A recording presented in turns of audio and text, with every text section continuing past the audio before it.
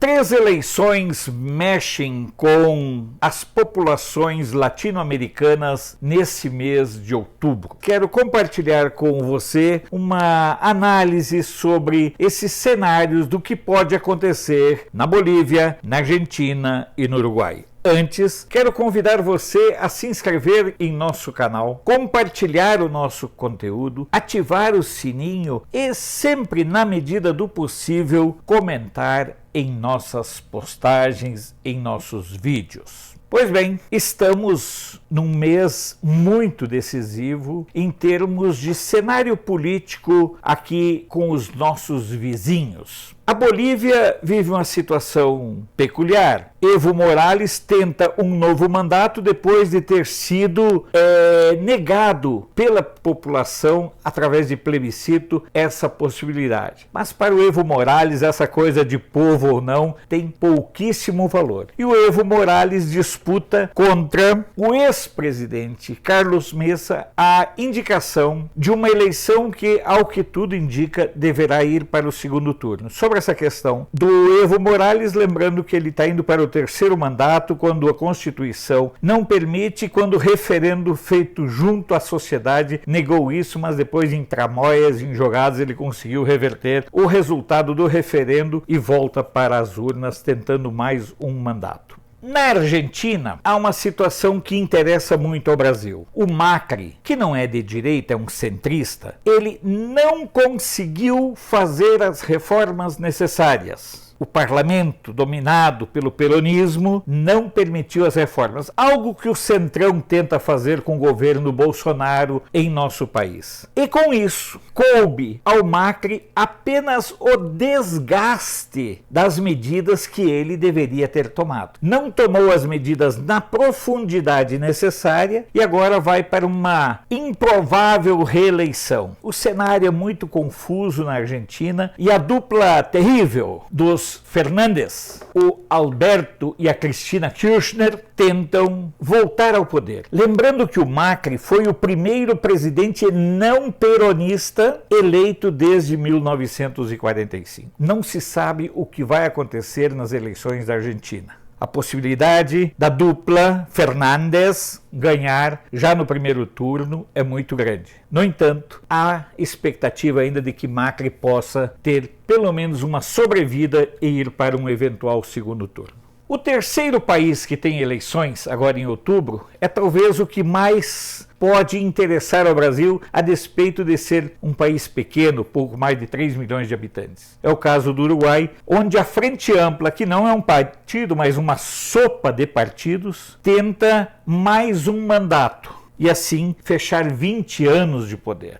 A Frente Ampla já está no poder no Uruguai há 15 anos e hoje o país enfrenta uma degradação social muito grande, enfrenta uma estagnação econômica e pode apresentar uma surpresa eleitoral muito grande. Não dos candidatos tradicionais dos partidos branco ou colorado, mas sim de um novo partido criado em janeiro desse ano, que é o Cabildo Abierto, com o candidato Manini Rios. Preste atenção, ninguém está falando nele. As pesquisas de opinião agora, dos últimos dias no Uruguai, apontam Manini em terceiro lugar em ascensão, já começando a deixar apavorado o Lacalle Pou. O que isso leva de consequência imediata? O pessoal da Frente Ampla, dos blancos e dos colorados, os mais ao centro e mais à esquerda, se unem na tentativa, inclusive, de ressuscitar antigos fantasmas e ameaçar com prisão o Manini Rios. O Manini Rios é a reinvenção do Artigas. Ele traz de volta a esperança para os uruguaios. E é por isso o candidato que mais cresce entre os orientales. Porque a gente precisa entender que Manini Rios significa verdadeiramente a única opção de ruptura no Uruguai. E tanto isso é verdade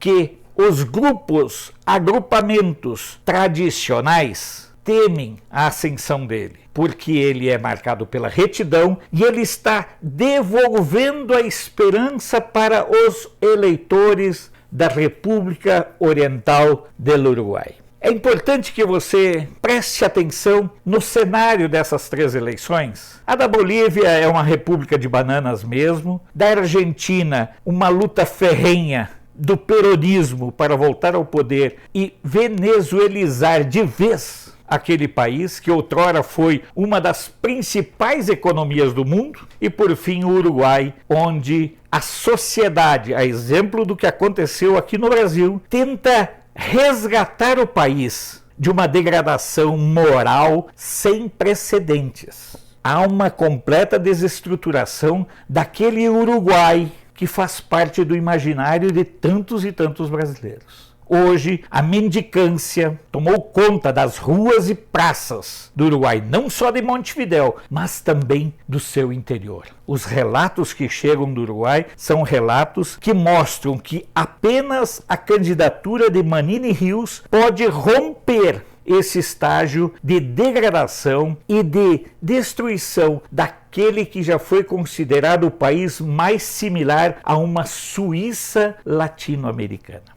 Essas 3 eleições acontecem agora em outubro. É bom você ficar atento, porque de uma forma ou de outra, essas notícias serão extremamente manipuladas pela mídia brasileira. Por exemplo, essa questão do Manini Rios, ele é simplesmente alijado do noticiário brasileiro, porque ele é, lá no Uruguai, chamado de o Bolsonaro de nosotros. Sou Alfredo Bessoff, jornalista. Você pode não concordar com o que eu digo, mas eu tenho o compromisso de não silenciar.